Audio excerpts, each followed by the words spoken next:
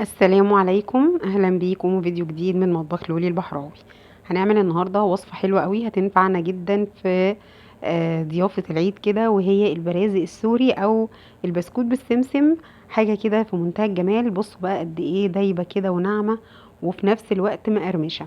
وصفه سهله جدا ومقاديرها بسيطه وموجوده عندنا في البيت باذن الله، ومش هتتكلف معانا كتير ومش بتاخد وقت ولا مجهود.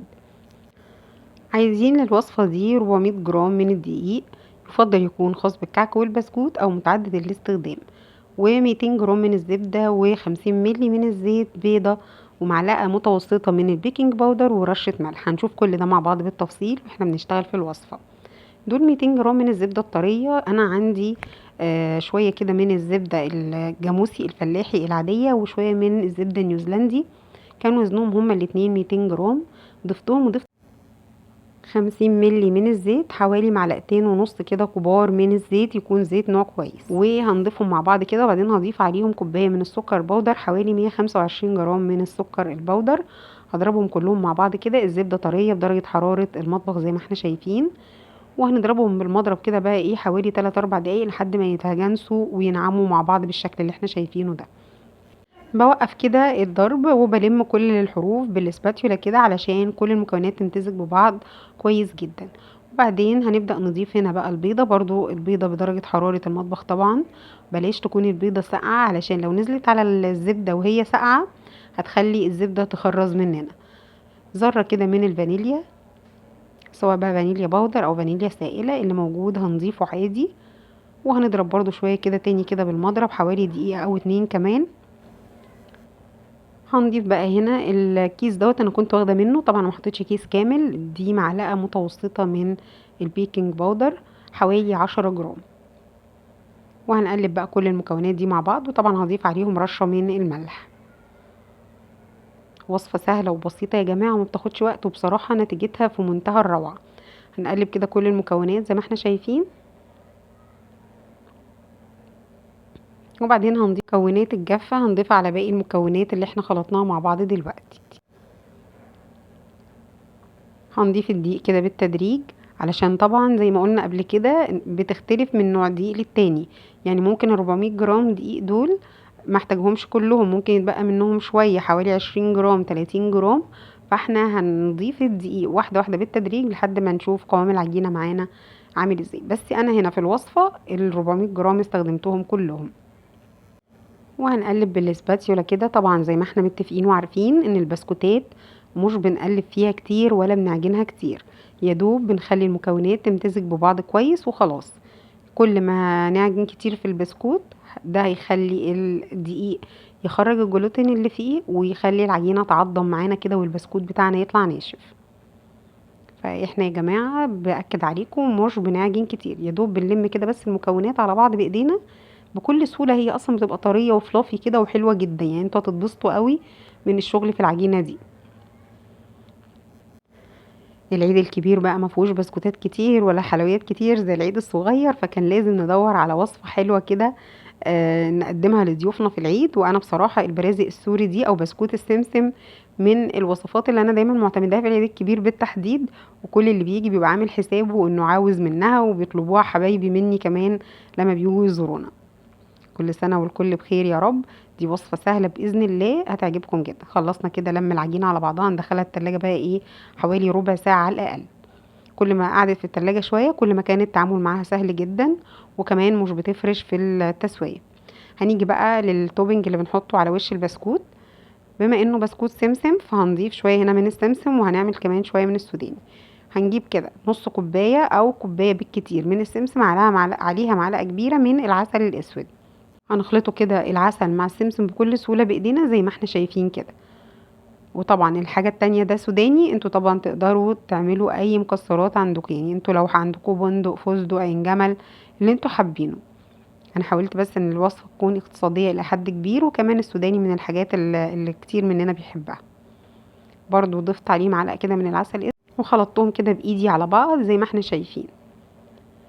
هنيجي بقى للخطوة دي، والخطوة دي سهلة جدا. بعد ما العجينة ارتاحت معانا كده في التلاجة حوالي تلت ساعة، خرجتها واطلع بقى كده المها كده تاني على مفرش العجين بالشكل اللي احنا هنشوفه ده. بصوا كده بقت متماسكه ازاي. كانت الاول داخله التلاجة الى حد ما بتلزق شويه عن كده، هي هنا كده قوامها مظبوط جدا جدا. عشان كده خطوه التلاجة مهمه قوي. هنبدا بقى نقطع فيها كده بايدينا او باي قطع، اي سكرابر او اي حاجه عندنا نقطع بيها بكل سهوله. هنعملها بقى كور صغيره كده بحجم يعني ايه، اصغر شويه من عين الجمل. هنقطع كل الكميه بنفس الشكل. هو التقطيعه دي بتطلع الى حد ما مناسبه زي ما احنا شايفين كده، حجمها باين في ايدي. يا دوب بنبططها بالشكل اللي احنا شايفينه ده. انا بوريكم بس واحده. هنبطط كل ده بايدينا لما نيجي للخطوه دي مع بعض دلوقتي. هنخلص كله كده بالشكل دوت. وبعدين هنبدا بقى ايه نرصهم في صواني. انا دايما انتوا عارفين انا بحب جدا التسويه في الصواني الالومنيوم. انا هرصهم في صواني الومنيوم كده وهنشوف دلوقتي. بصوا ما شاء الله ادتني كميه قد ايه، العجينه بتاعتنا حلوه قد ايه، وادتني كميه حلوه قد ايه. جهزنا كده الحاجات اللي احنا هنحطها على الوش وفي الصواني الالومنيوم بقى، وهنرص كده. احلى تسويه يا جماعه على فكره هي تسويه الصواني الالومنيوم، احلى تسويه بجد. توزع الحراره كويس جدا. هنجيب كوره كوره بقى بالشكل اللي احنا شايفينه دوت، ونبدا ايه نبططها كده جوه السمسم علشان تاخد كميه كويسه من السمسم بالشكل ده. في الوقت ده بنشغل الفرن على درجة حرارة 160 او 170 بالكتير، وبندخل البسكوت بتاعنا في الرف اللي في النص، ما بياخدش اكتر من 12 دقيقة. كمية السمسم اللي انا استخدمتها كانت تقريبا نص كوباية، وكمية السوداني كمان كانت نص كوباية. والحقيقة انهم طلعوا مقدارهم مظبوط قوي بالنسبة للعجينة اللي انا عملتها اللي هم 400 جرام من الدقيق. ودي احلى حاجة ان احنا لما نعمل وصفة نلاقي ايه زيتنا على قد دقيقنا كده زي ما بيقولوا. اللهم بارك بقى. بصوا ما شاء الله مديني كميه حلوه جدا. هبل بقى كف ايدي كده او بطن ايدي كده ميه، وابدا بقى ايه ابطط كده البسكوت بتاعنا بالشكل اللي احنا شايفينه ده.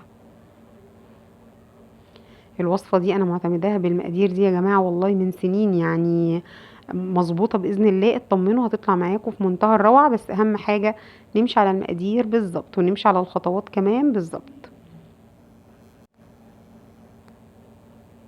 كده تمام، خلصنا كده كل كميه البسكوت بتاعنا.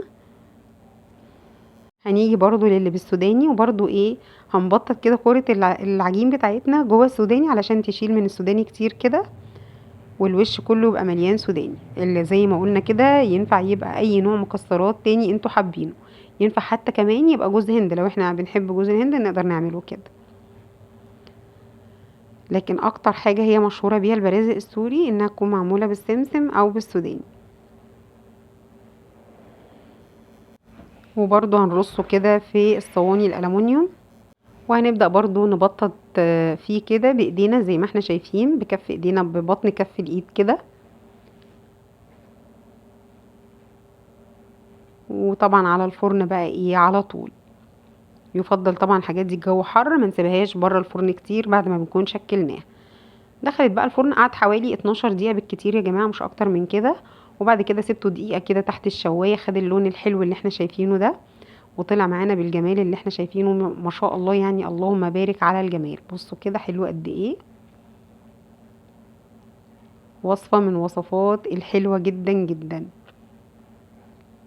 واحلى حاجة فيه انه طالع فيه ميزتين حلوين جدا، ان هو مقرمش وكمان دايب. يعني معادلة كده صعبة ان احنا نحققها في حاجات كتير، لكن بجد متحققة في البسكوت دوت بكل نجاح. بصوا كده الجمال يا جماعة. بصوا التفاصيل حلوة قد ايه، ولا طعمه بجد خطير. هنا تكون خلصت وصفتنا للنهاردة. ان شاء الله تكون عجبتكم. لو عجبتكم الوصفة بقى ما تنسوش اللايك والشير والاشتراك في القناة، وتفعيل جرس الاشعارات على الكل عشان يوصل لكم اشعارات بكل وصفاتي الجديدة اول باول. واشوفكم فيديو جديد على خير، والسلام عليكم.